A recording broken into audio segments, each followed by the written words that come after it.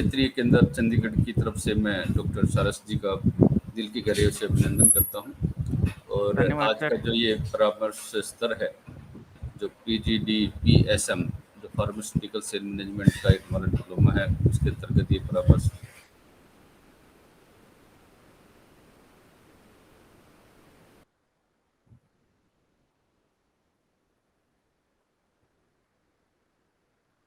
Hello.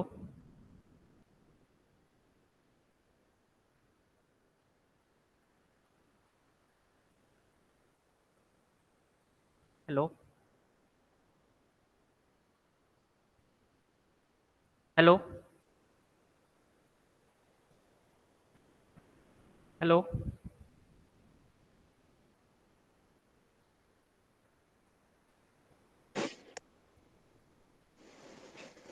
Hello. Am I audible? जी जी doctor साहब, प्लीज आप स्टार्ट हाँ। कर सकते हैं। मैं लाइट चली गई थी तो मैं भी अब फोन के माध्यम से ज्वाइन किया है, तो ओके आपका सर। पुनः ओके अभिनंदन सर। है और please start sir. Thank you sir.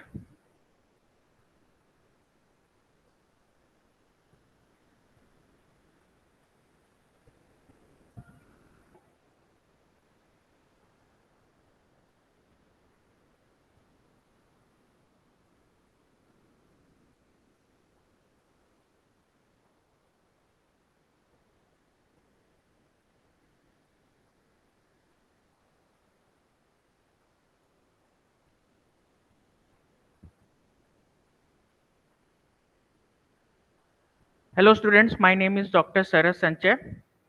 So we will start the course in the while. So the am I audible? Dear students, am I audible? Yes sir. Okay. Thank you, sir. So first we will start the presentation on course introduction and then we will carry on.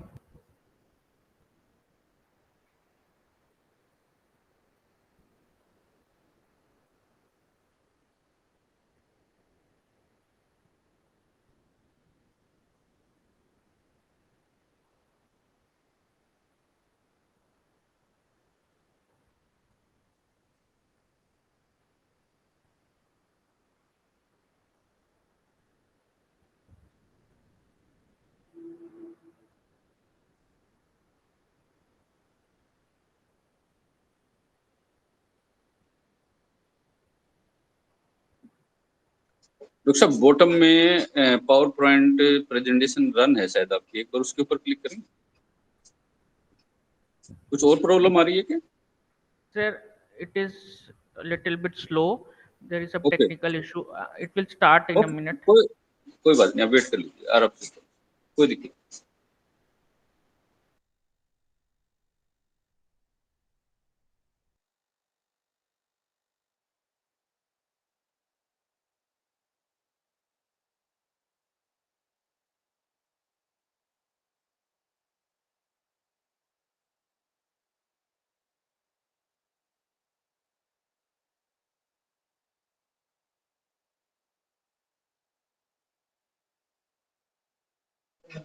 सभी विद्यार्थी कुछ समय के लिए इंतजार करेंगे, doctor साहब दोबारा ज्वाइन करेंगे।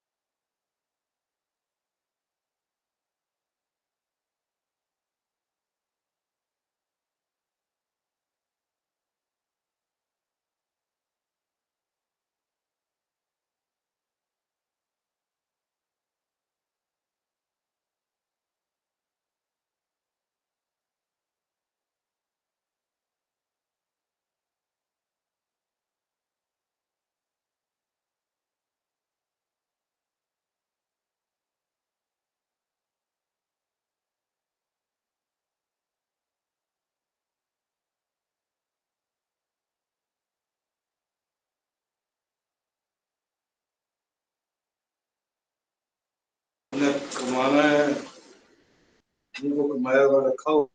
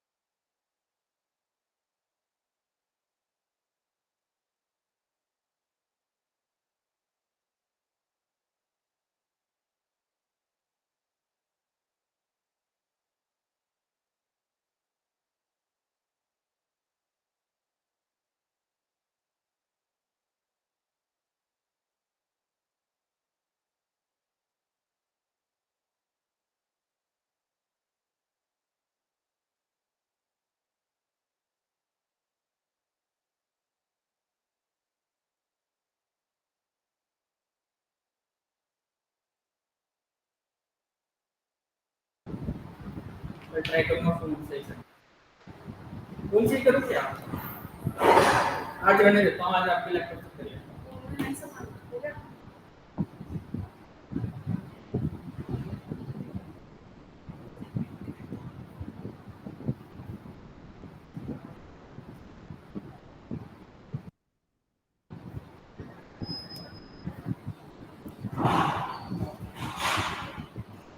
हेलो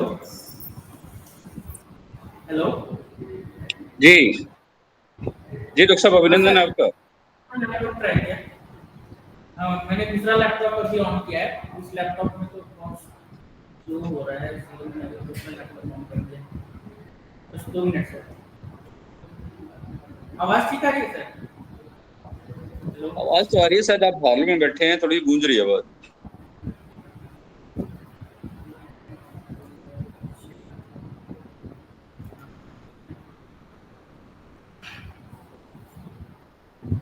एक मिनट सर।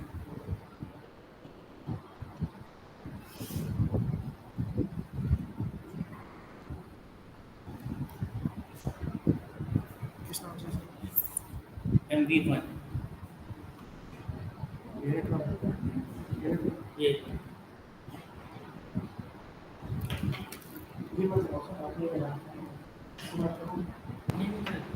डायरेक्ट इससे करूँगा।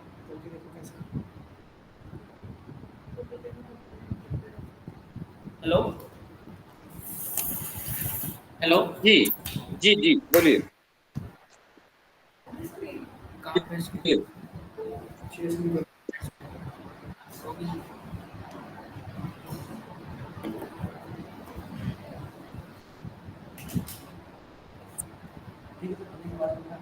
हेलो, जी बोलिए बोलिए दोस्तों।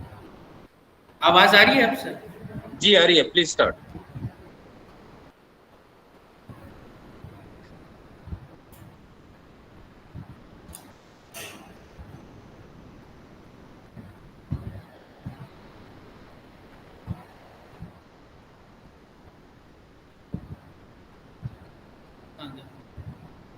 पीडीएफ किधर है? ये वाला? नहीं सर, पेन ड्राइव नहीं है आपकी। पेन ड्राइव से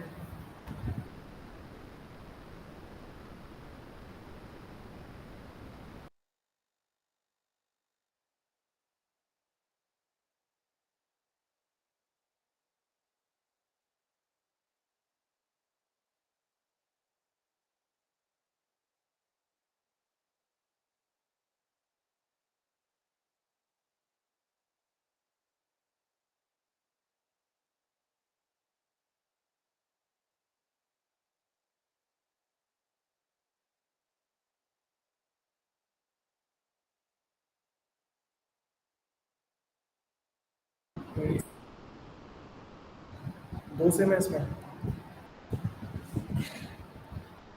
पीडीएफ ठीक है। तो ये सर,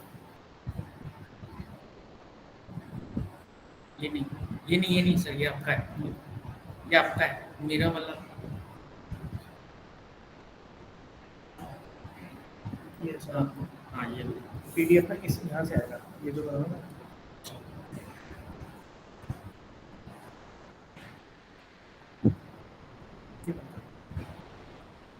ठीक है सर, ये वाला इसमें सारी PDF. Hello hello hello, am I audible? Hello students, hello students, can you hear me?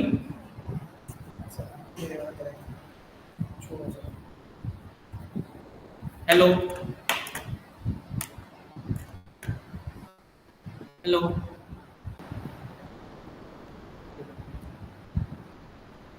Hello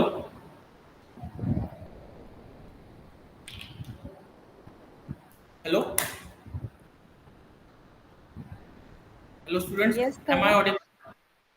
Yes, sir. Okay okay okay okay, thank you. तो स्क्रीन दिख रही है? Can you see the screen now? Yes, sir. Can you see the screen now? Yes, sir. Yes, sir. Good morning, sir. Good morning, good morning. So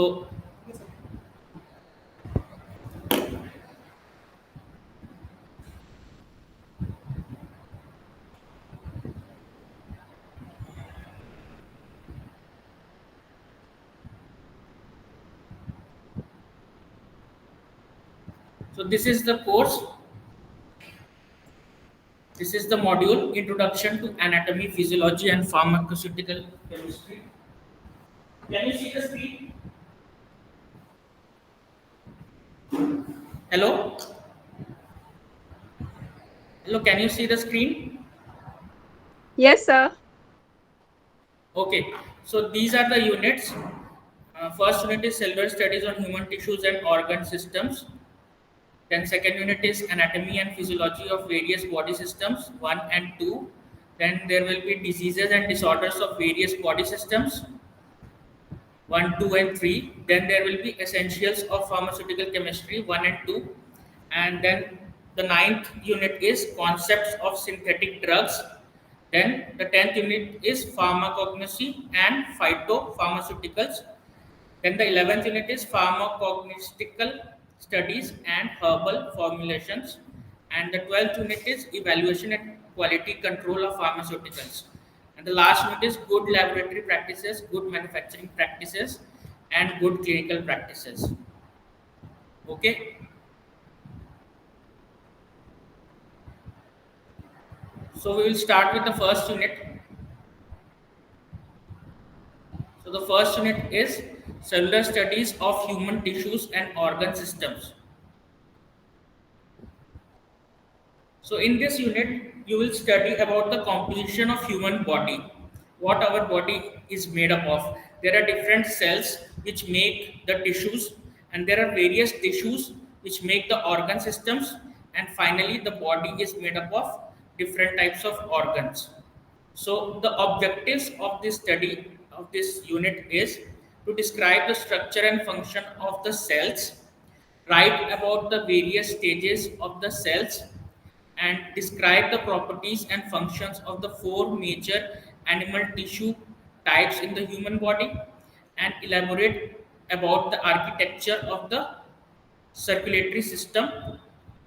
Then describe the various components of circulatory system and write about their role in circulation of blood, and describe the various components of the skeletal system, and lastly types of cells, types of joints in the body.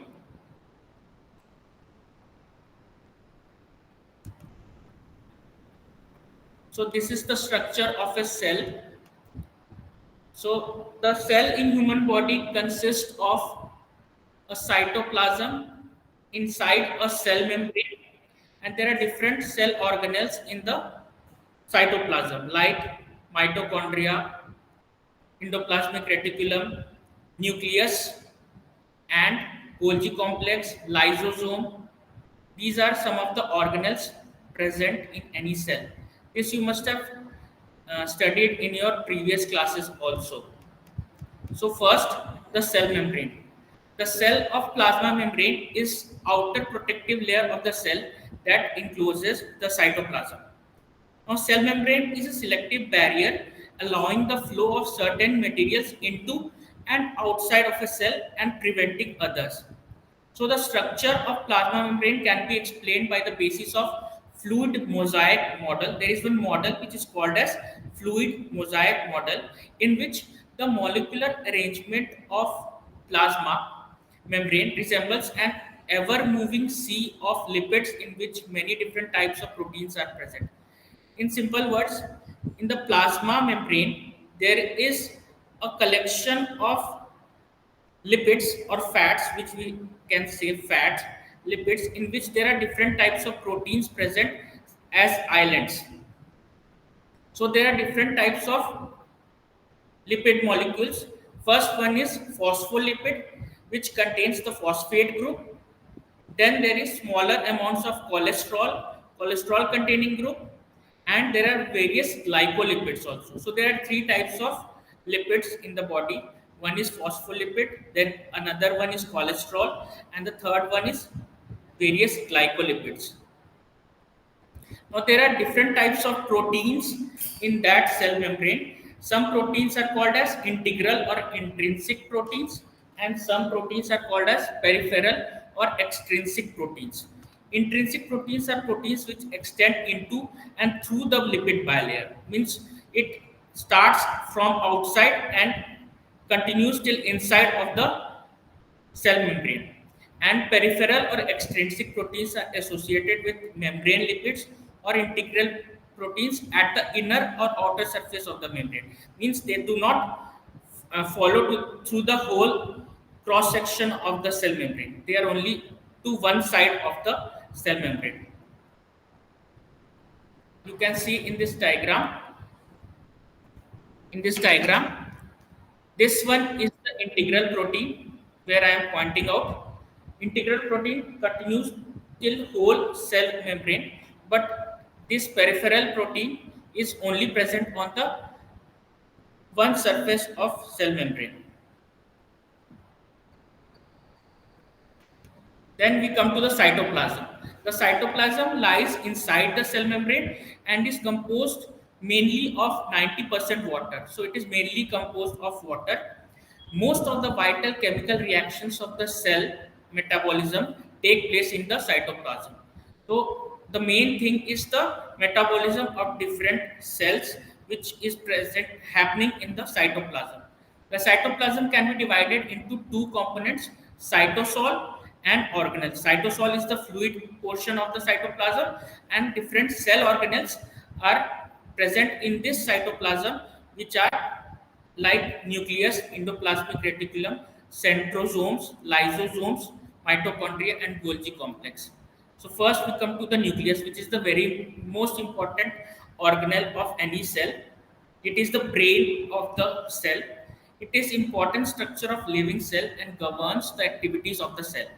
The nucleus is surrounded by a nuclear membrane that is identical to the cell membrane, which encloses the nuclear fluid called the nucleoplasm, in which are contained the chromatin, which is composed of hereditary material of DNA, that is deoxyribose nucleic acid, that is combined with proteins and and are called histones. Histones. Then chromatin appeared as tangled threads. These are the chromatins at tangled threads. However, chromatin during the cell division is visible as clearly visible structures called chromosome. So there are different types of chromosomes in this nucleus. So each human cell has 46 chromosomes or 23 pairs of chromosomes. Each human cell, every human cell has 46 chromosomes. There are different number of chromosomes in every organism. In humans, the number is 46. This is called diploid chromosomes, that is 2n in number. The ovum and sperm, that are the different gametes of humans, have only half the number, that is 23 chromosomes, that is haploid number or n each. So the ovum or and the sperm has only 23 chromosomes, and the whole cell in any part of the body has 46 chromosomes. Union of sperm and egg ensures the embryo has 46 chromosomes. The nucleolus is a dense, tiny spherical structure and is also present in the nucleus. Endoplasmic reticulum. The next organelle is endoplasmic reticulum. There are two types of endoplasmic reticulum: smooth endoplasmic reticulum and rough endoplasmic reticulum. Smooth endoplasmic reticulum is concerned with metabolism and synthesis of steroids and glycogen, and rough endoplasmic reticulum, so called because of the presence of ribosomes, and is concerned with protein synthesis. So, smooth endoplasmic reticulum is mainly they're concerned with metabolism and synthesis of steroids, and rough endoplasmic reticulum is concerned with protein synthesis. Then there are secretory granules. These are the secretory products of the cells. Then there are centrosomes. Centrosomes or centrioles are important during the process of cell division. When the cell will divide into two parts, then the centrioles play the role during the cell division. Then there are lysosomes. These are called as suicidal bags of the cells, which contain powerful hydrolytic enzymes. At the time of death of the cell, the lysosome membrane ruptures, spilling out its enzymes, which results in the self-digestion of the cell, that is autolysis. Then the next very important organelle is mitochondria. These are known as energy powerhouse of the cell.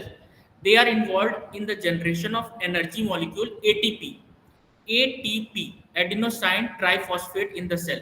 These are the energy molecules which give the energy to the cell's metabolism and the whole body. So ATP used for various energy dependent processes of the cell. The next organelle is Golgi complex, which consists of 3 to 20 flattened membrane sacs, and the main function of Golgi body is to add a carbohydrate group to the proteins manufactured by rough endoplasmic reticulum. The main function of Golgi body is to add a carbohydrate group to the proteins manufactured by rough endoplasmic reticulum. Now there are different activities of cells. Some general activities of cells are as follows. These are the different functions of the cells or activities provided by the cells. First one is irritability. Irritability means cells have the ability to detect and respond to environmental changes. That is called as irritability. Then second important function is nutrition. Cells are capable of selectively absorbing fluids and dissolved substances through the cell membrane, which can be used by the cell for energy, growth, or repair. Third important function is respiration. The cells have the ability to respire and, as a result, produce energy by combining oxygen with nutrients, resulting in the formation of carbon dioxide and water. So, carbohydrates, when come in contact with oxygen, they form carbon dioxide and water. Then the next function is excretion. Cells are able to discard waste materials through the cell membrane. This is the next function. Then the next important function is growth and reproduction. Cells have the ability to increase in size. When cells reach the limit of their growth, they are capable of dividing and so reproducing into two daughter cells. So they are capable of reproduction. One cell will divide into two cell will divide.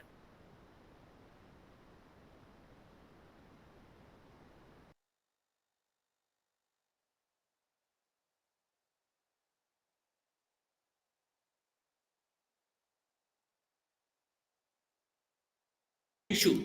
Tissue is a collection of cells having similar origin, structure, and function. So, what is a tissue? It is a collection of cells having similar origin, where they were developed, and same structure and same function. A number of cells in the body carry out a particular type of work and form a particular type of tissue. Now, there are four basic types of tissues in our body. The first one is epithelial tissue, second one is muscular tissue, third one is nervous tissue, and the fourth one is connective tissue. We will discuss one by one. First, the epithelial tissue or epithelium. The epithelium generally provides a covering to the tissues. It covers the body surfaces and lines body cavities. So it is the protective layer outside any tissue which covers the tissues and protects them from damage. So, epithelial tissues. Epithelial cells are often characterized by frequent cell division because they are exposed to wear and tear and injury, necessitating replacement. So, they are prone to wear and tear, and when the cells divide, they necessitate replacement during the cell division. Now, classification of epithelium on basis of their functions. There are two basic types of epithelial tissues on the basis of their function. First one is glandular epithelium that makes up most of the glands in the body, and the second one is covering and lining epithelium, which forms a continuous layer over all the free surfaces of the body. So, two types of tissues according to functions: glandular epithelium and lining epithelium. Now, classification of epithelium on the basis of their cell types. It can be of three types. First one is squamous epithelium. Squamous epithelium having flattened cells. Second one is cuboidal epithelium, which has cube-shaped cells. As the name suggests, cuboidal, it will have cube-shaped cells, and squamous will have square-shaped cells. And columnar epithelium consisting of elongated cells. These are the three types of cells, epithelium according to cell types. Then classification of epithelium on basis of their cell layers. It may be simple epithelium, which has only one single cell layer on the tissue, and stratified epithelium, which has more than one layer of cells on the tissue. Now, the second type of tissue is muscular tissue. First one was epithelial tissue, second type is muscular tissue. Muscle tissue is excitable, which is able to contract and relax that tissue of the body and possesses contractile ability, hence it is also called as contractile tissue. Muscle tissue is contractile tissue which contracts and relaxes according to our movement of the bodily muscles. Now, muscle cells, also called as muscle fibers, they are composed of muscle cells or muscle fibers. Within the cells are myofibrils that contain sarcomeres. These are the parts of muscle cells. These sarcomeres are composed of actin and myosin. So there are two types of proteins in the myofibrils or muscle fibers called as actin and myosin. These actin and myosin form the contractile filaments that move past each other and change the size of the cell. So actin and myosin are two types of proteins which are the main contractile filaments which take part in the movement of the muscle tissue. Actin and myosin. That is important. Actin and myosin. Now they are classified as muscles can be classified as three types. First one is skeletal muscles, second one is smooth muscles, and the third one is cardiac muscles. First is skeletal muscles. Skeletal muscles are so called because they are usually attached to bones.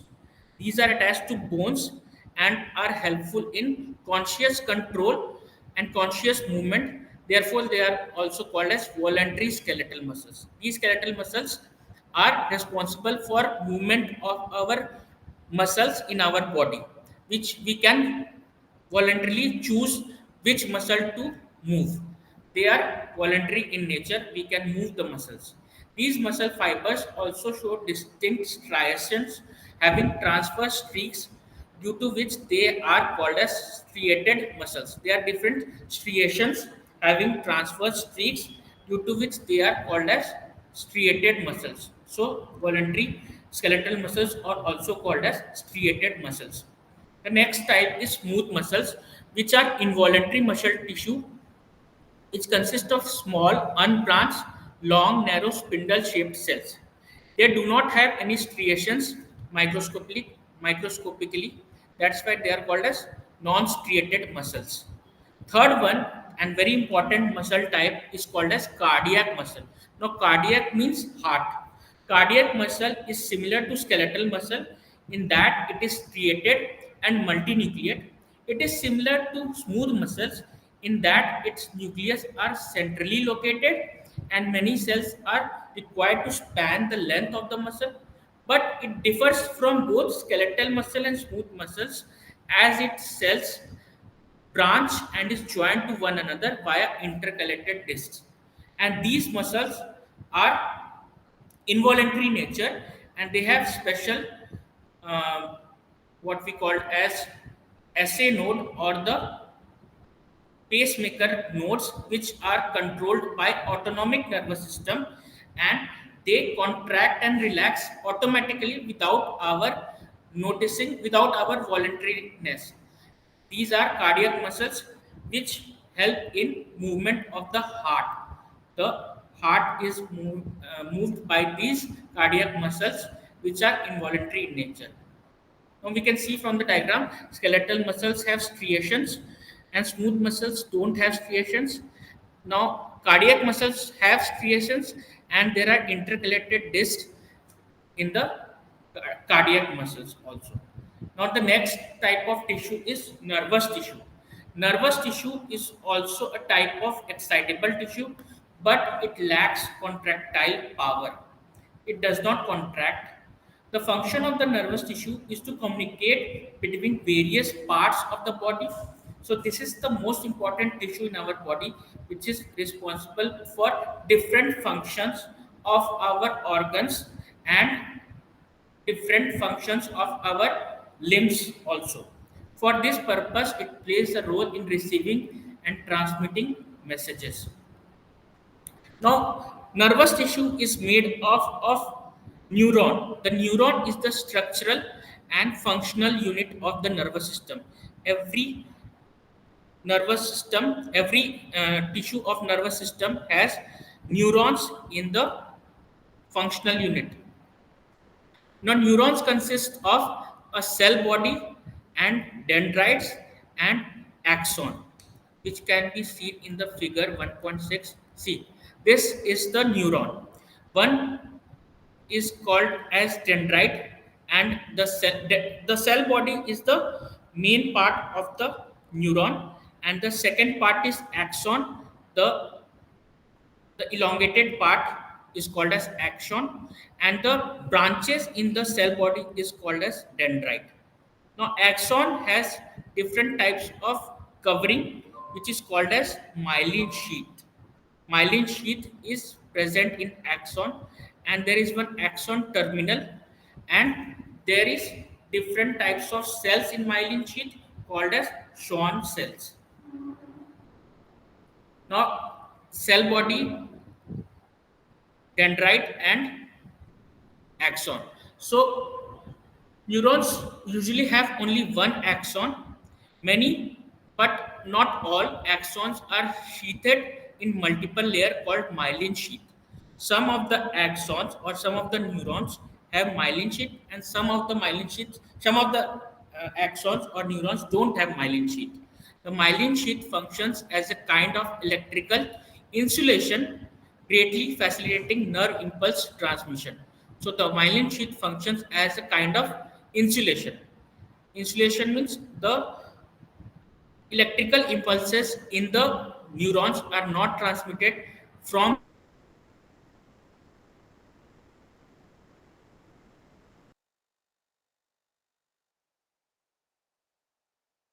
the axon, so that it is not transmitted to another axon which is side by, and it is only transmitted from cell body to axon terminate in one direction. The greater the amount of myelin around an axon, the faster is the rate of nerve impulse transmission. So if the number of amount of myelin sheath is more, the nerve impulse transmission or the uh, impulse of nerves is more faster in neurons which have more myelin sheath, and in neurons which have no myelin sheath, they don't have very fast rate of nerve impulse. They have slow rate of nerve impulse. There are gaps occurring in the myelin sheath which are called as node of Ranvier. You can see in the diagram there is a gap between the two myelin sheath or the Schwann cells. This is called as node of Ranvier. Then the next tissue is connective tissue.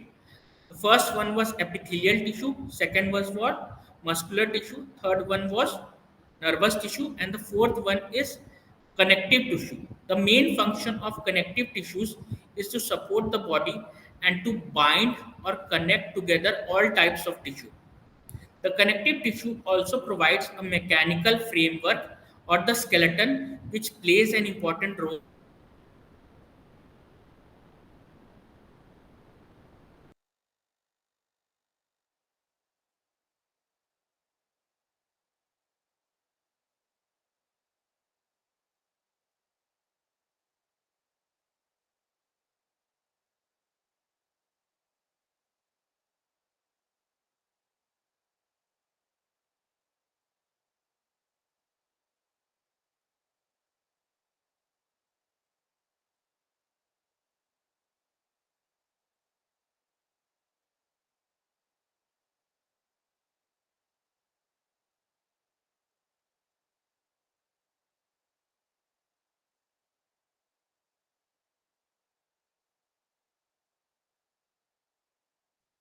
Hello, sir. You are not audible right now.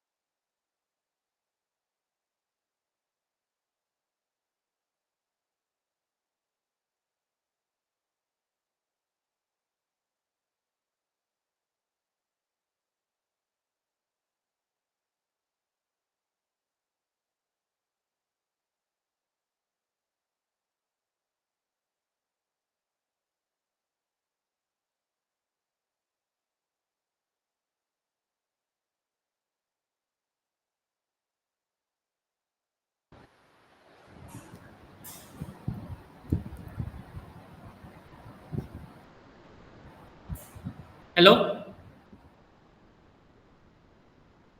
Hello?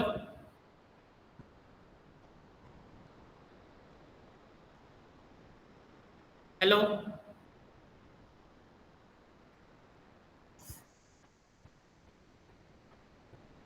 Hello, Priya? Hello?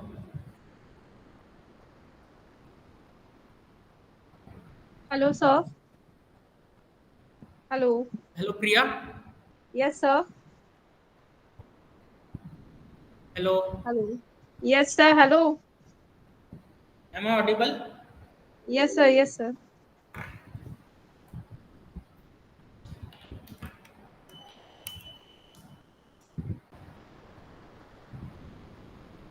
Hello?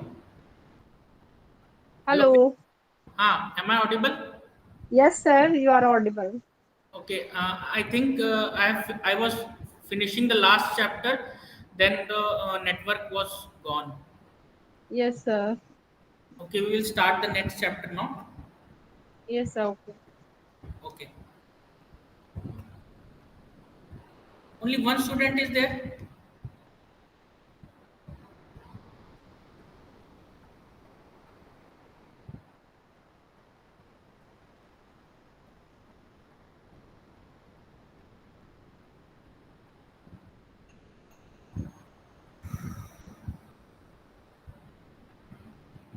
Okay, the next chapter is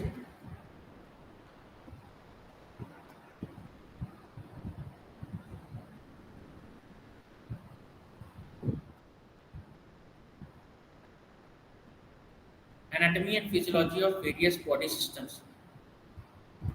Is it okay? Okay. Let's start the next chapter. That is anatomy and physiology of various body systems. Am I audible? Yes, sir. Okay. So we'll start with this. What are the objectives of this chapter? Elaborate on the organization and structure of respiratory system and discuss the physiology of respiration. Write about the organization, structure, anatomy of the digestive system and the physiology of digestion.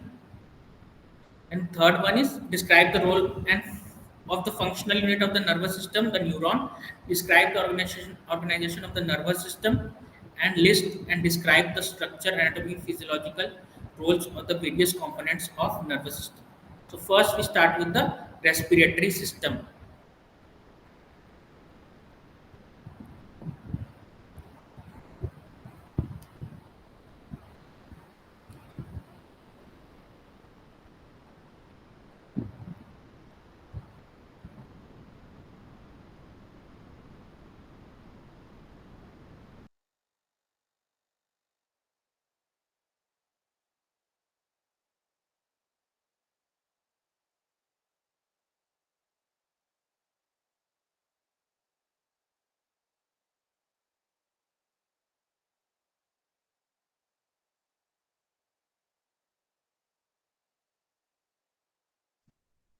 Sir, again, you are not audible.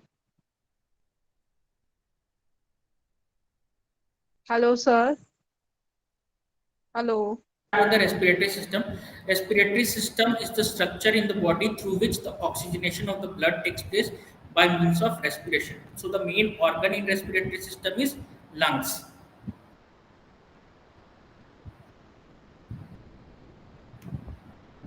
This is the whole respiratory system containing of oral cavity, nasal cavity, then trachea, left and right, lungs, and bronchus.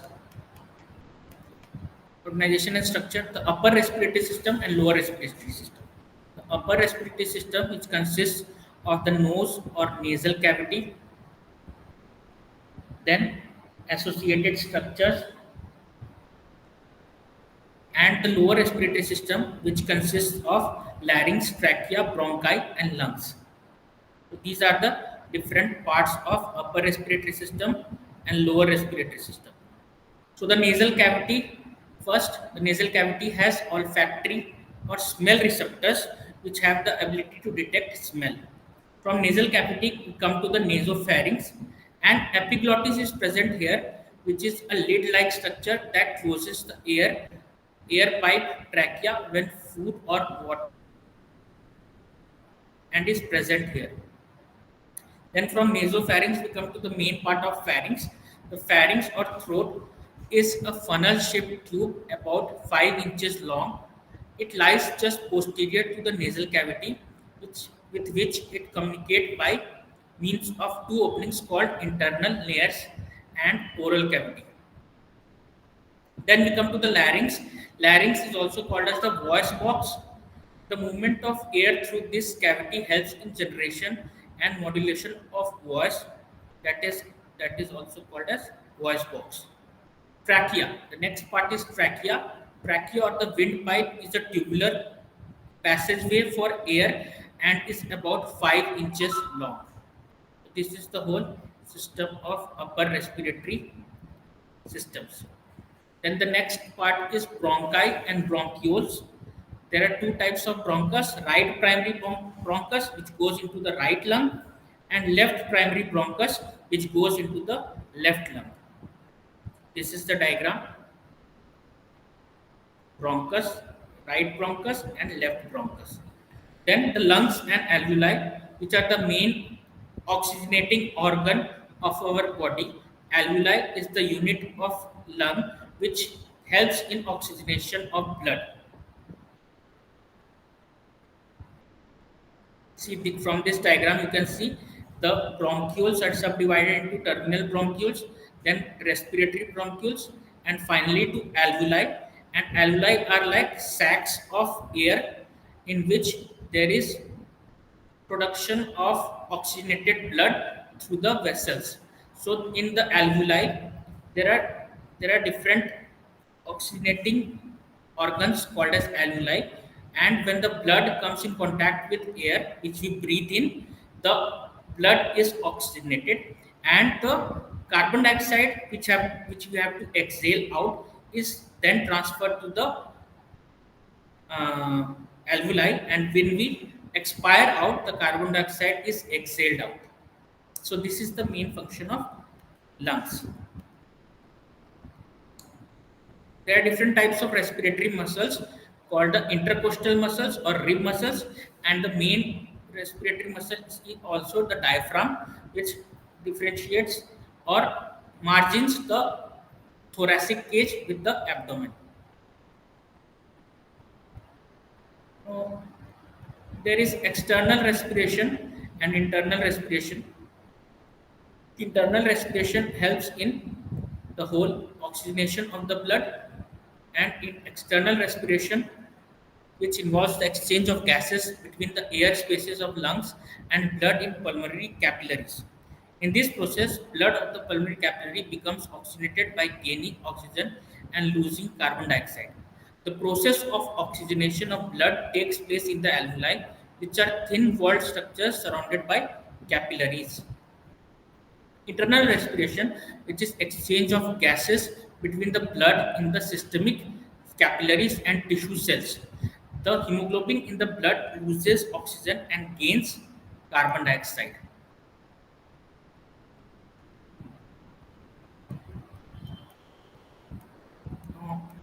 The physiological respiratory volumes, which are measured by spirometer, there are different types of respiratory volumes which you should know. A tidal volume is the volume of air taken in one breath, that is around 500 ml. Inspiratory reserve volume is the additional volume of air that can be taken in by forced inspiration over and above the tidal volume, that is around 3100 ml. Expiratory reserve volume, the volume of air is excess of tidal volume that can be exhaled forcibly, that is 1200 ml.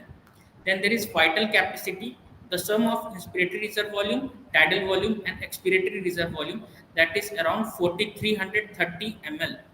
Then residual volume, the volume of air which remains in the lungs after maximum expiration, that is 1200 ml. The total lung capacity is the sum of tidal volume, inspiratory reserve volume, expiratory reserve volume, and residual volume, that is around 6000 ml. Then we come to the digestive system, or the whole food taking and excreta taking out system. The digestive system is composed of gastrointestinal tract along with glands associated with it. It deals with the digestion and absorption of food materials eaten or ingested by the human beings and elimination of waste materials from the body after food digestion. There are different organs of digestive system called as oral cavity, pharynx, esophagus, stomach, small intestine, large intestine, rectum, and anus. These are the main organs of digestive system. Some accessory digestive systems are organs are also there, like tongue, salivary glands, liver, gallbladder, pancreas. So the oral cavity, the process of chewing and grinding the food is called as mastication.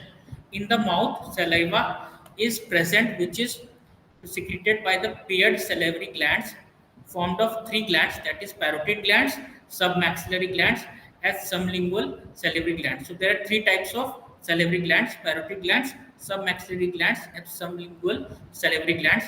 Saliva lubricates the food. Then we come to the pharynx. The pharynx connects the oral cavity to the esophagus of the digestive tract. When food is first swallowed, it passes from mouth into the pharynx.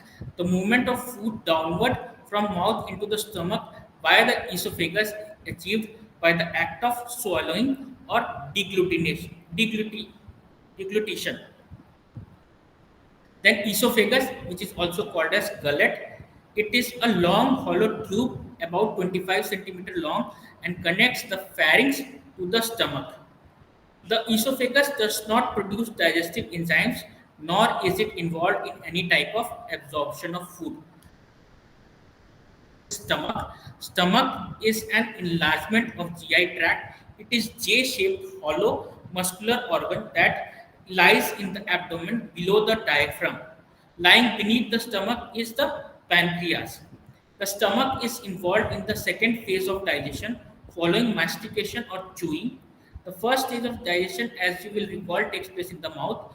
The stomach connects to the duodenum or the small intestine on the other side, which is the first part of small intestine, and the capacity of stomach is around 1 to 2 liters. Now these are the different parts of stomach. Then we come to the small intestine, which consists of three parts: duodenum, that is 25 centimeter, jejunum, that is 2.5 meters, and ileum, that is 3.5 meters. So the small intestine is a very large connection of tubes. Duodenum, jejunum, ileum. The predominant cell type of epithelium of the small intestine is the enterocyte or absorptive cell, through which the food is absorbed inside the blood. Digested food is absorbed by these cells. The absorbed substances enter either the capillaries or the lymphatic lacteals, mostly lipids and lipoprotein particles, which are present below the epithelium of the small intestine. Then we come to the large intestine. Hanging below the ileocecal sphincter is a blind pouch called cecum. Then cecum is twisted coiled tube in, in which the appendix is present. The open end of the cecum merges with the long tube of large intestine called colon, which is the beginning of the large intestine. The colon can structurally be subdivided into ascending colon, transverse colon, descending colon, and sigmoid colon.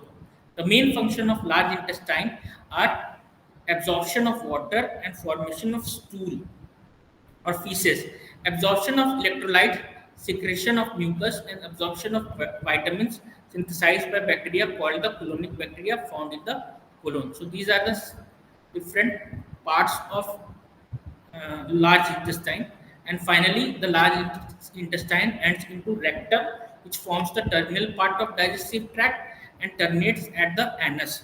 The rectum stores the fecal material from the colon. When the rectum gets filled up and when there is stimulation, then feces are passed out through the anus.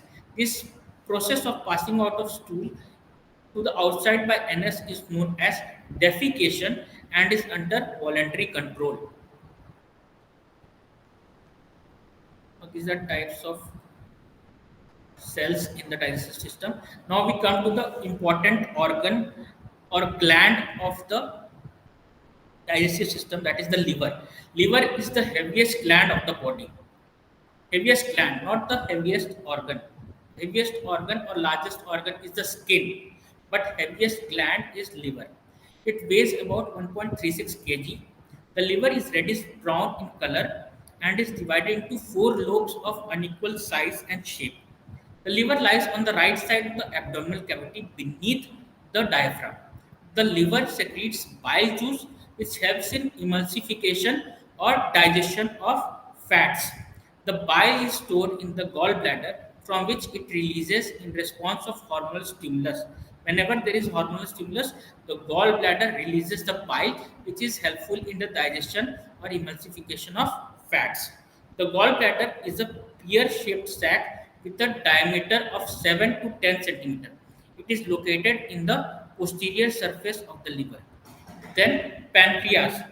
The cells within acini secrete a mixture of fluid and digestive enzymes called pancreatic juice, which consists of pancreatic amylase, pancreatic lipase, and pancreatic trypsin and pancreatic chymotrypsin.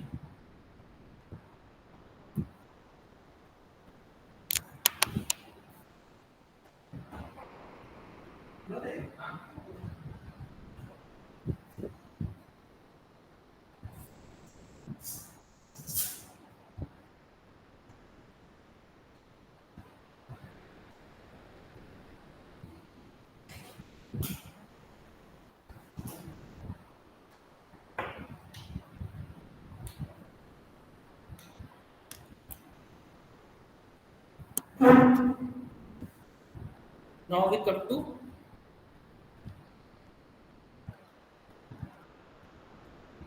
absorption of GIT is finished. Now, nervous system. The nervous system, along with endocrine system, shares the responsibility for maintaining the homeostasis of the body. Homeostasis means the proper maintenance of equilibrium in our body. So the functional unit of nervous system is a neuron, which we discussed in the first chapter.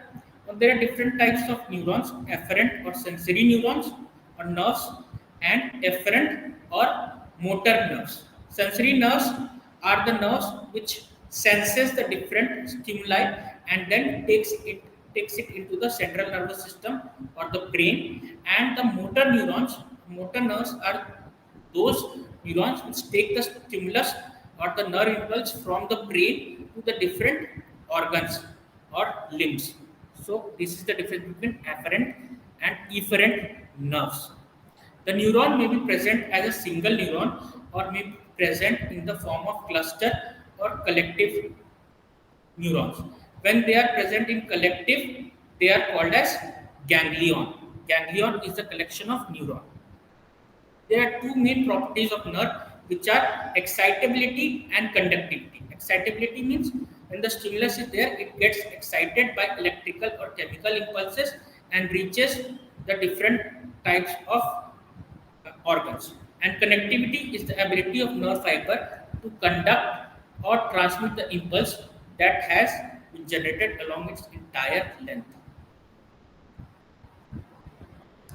Now, anatomical structures of nervous system. The most important anatomical structure is the brain, which is the central nervous system, and then protective coverings of the brain, that is the bones, the meninges. Meninges are the outer layer of the brain, and cerebrospinal fluid, which is inside the brain and the spinal cord. Then there are several ventricles or spaces in between the brain which contain the cerebrospinal fluid and the spinal cord, which is present in the spinal column or the vertebra. So the brain is consisting of three parts: forebrain, midbrain, and hindbrain. Forebrain is the front part of the brain, midbrain is the middle part of the brain, and hindbrain is the back part of the brain. Forebrain, midbrain, and hindbrain.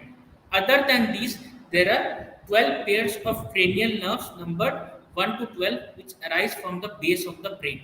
So this whole system is consisting of central nervous system. The main function of brain are detection and processing of sensory information, then orientation and control of muscular movement and maintenance of consciousness in the human body. Now, meninges are the covering of the brain. The meninges form a covering that encloses the brain and the spinal cord. The meninges surrounding the brain are called the cranial meninges, and these meninges continue downward in the spinal region or spinal cord, and then it is called as spinal meninges, which protect the spinal cord. Then, inside the spinal cord,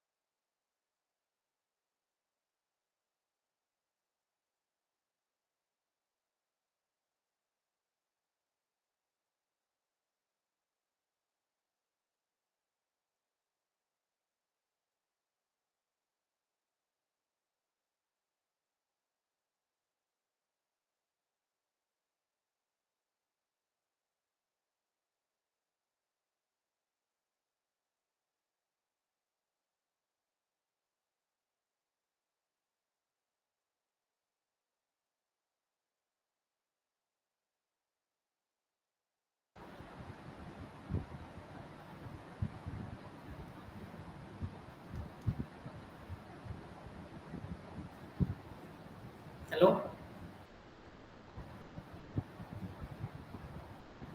Hello. Hello, Priya. Hello, Priya.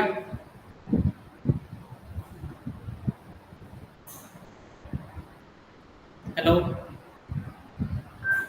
Hello. Hello. Hello. Hello.